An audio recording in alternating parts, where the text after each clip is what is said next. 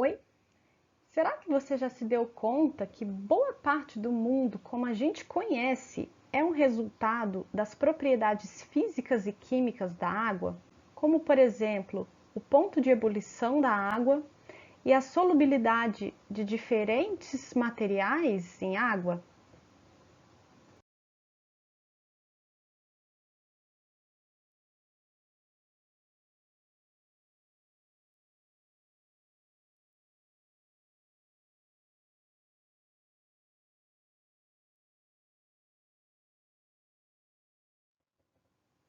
Acompanhe esse vídeo.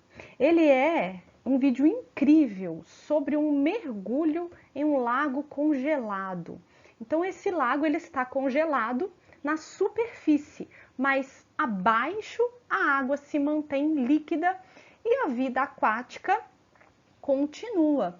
O que será que aconteceria se o gelo não flutuasse na água? Com certeza, toda a água abaixo seria congelada. Lagos, oceanos e o mundo não seria exatamente como que a gente conhece.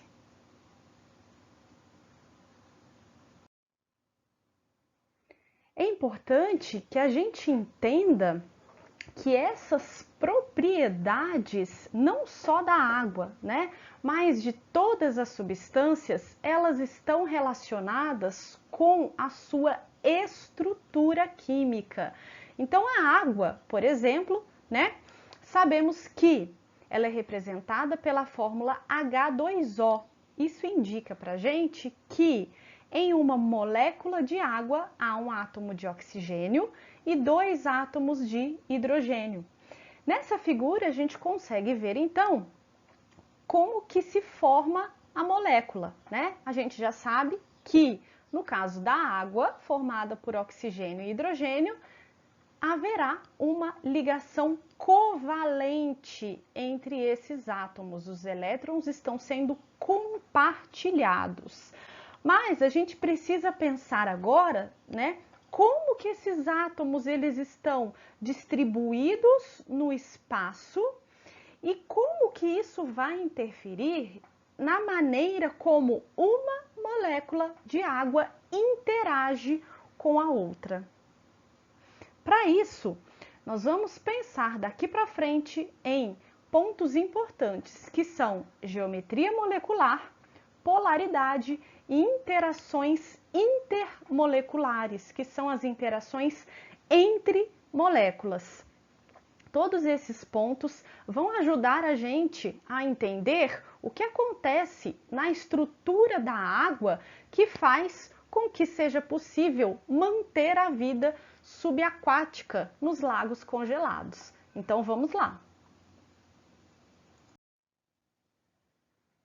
Nos vídeos anteriores, nós vimos a ligação covalente em uma série de moléculas. Então, a gente observando essas moléculas que a gente viu nos vídeos anteriores, a gente já pode perceber que os átomos, eles estão distribuídos de uma maneira diferente no espaço para cada uma dessas moléculas.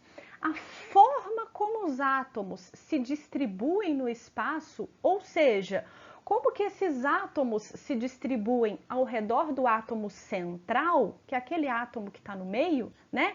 Essa forma, ela é chamada de geometria molecular.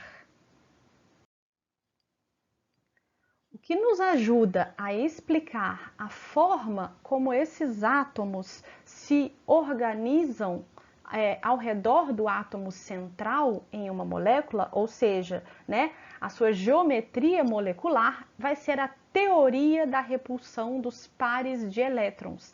A gente já sabe que elétron tem carga negativa, portanto, quando esses elétrons se aproximam, haverá uma repulsão. Então, eles vão se distribuir na molécula, ou seja, ao redor do átomo central, o mais afastado possível para diminuir a repulsão entre eles. Os exemplos vão nos ajudar a compreender isso melhor. Nós vamos pensar primeiro, então, numa molécula que só tenha 2 átomos. Nesse caso, não tem muitas opções. A única opção, é que os átomos eles estejam organizados no espaço dessa maneira, porque os 2 átomos unidos pela ligação química. Essa geometria, ela recebe o nome de geometria linear, por causa dessa linha que se forma entre os 2 átomos.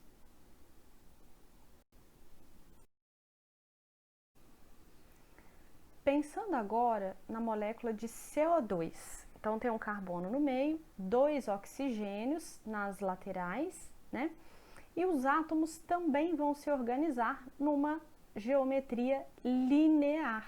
Essa é a forma que os pares de elétrons estarão mais distantes possíveis.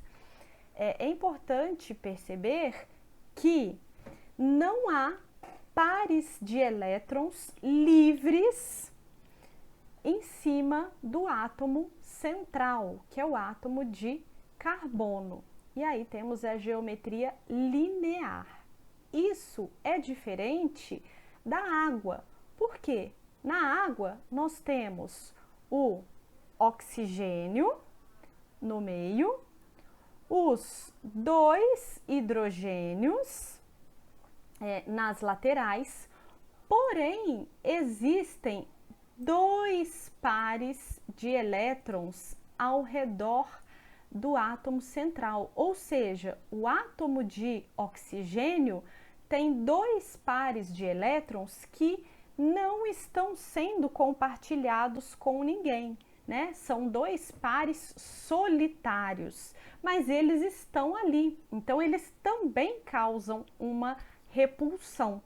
Consequentemente, a geometria também vai sofrer uma alteração, ou seja, a forma como esses átomos estão no espaço também sofre uma alteração.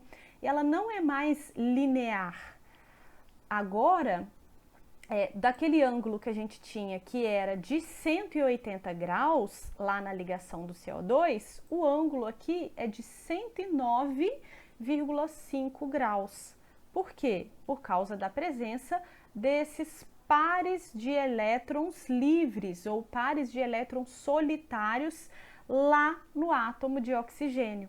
E essa geometria, então, ela recebe o nome de geometria angular, ok?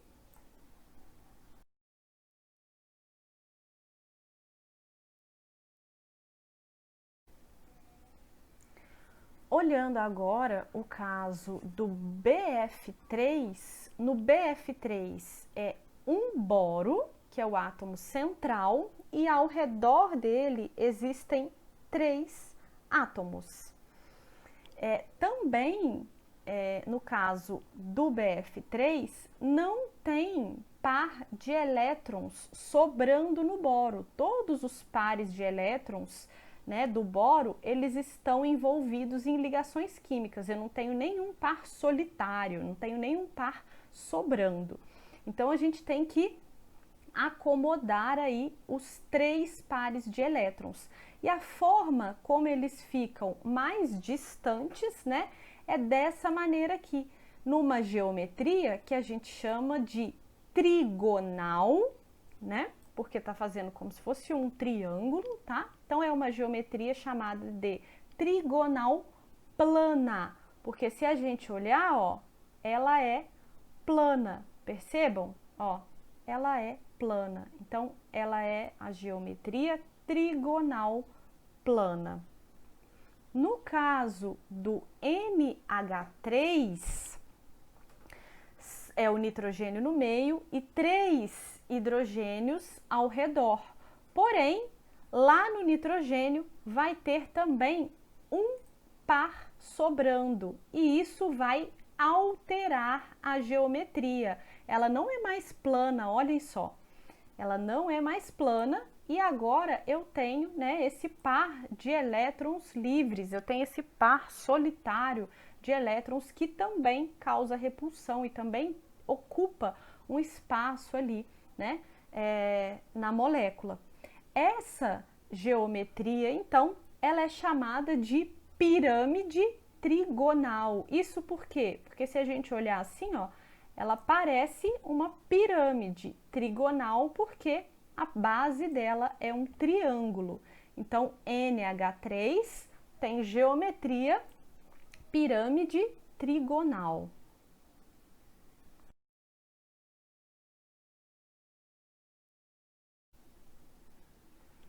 Finalmente, o CH4, um carbono, que é o átomo central, e 4 hidrogênios ao redor desse átomo central, sem par de elétrons livres no átomo de carbono. Todos os elétrons em volta do carbono estão ligados com os átomos de hidrogênio. Essa geometria, ela recebe o nome de tetraédrica. Por quê? Porque a forma, né, o sólido geométrico que se forma se a gente unir aqui os átomos de hidrogênio, como se fossem os vértices, é um tetraedro. Então essa é a geometria chamada de tetraédrica.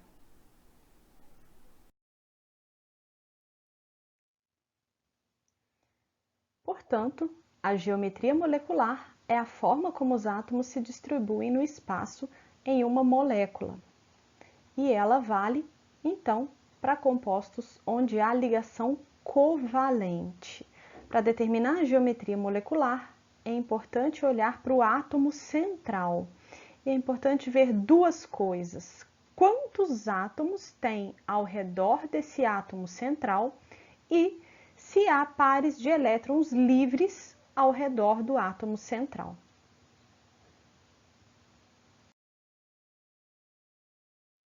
Assim, as geometrias que vimos são linear, quando há dois átomos e não há pares de elétrons livres no átomo central, angular, quando há dois átomos e há pares de elétrons livres no átomo central, trigonal plana, quando há três átomos ao redor do átomo central sem par de elétron livre, pirâmide trigonal, quando há três átomos ao redor do átomo central e presença de par de elétrons livres, e tetraédrica, quando há 4 átomos ao redor do átomo central.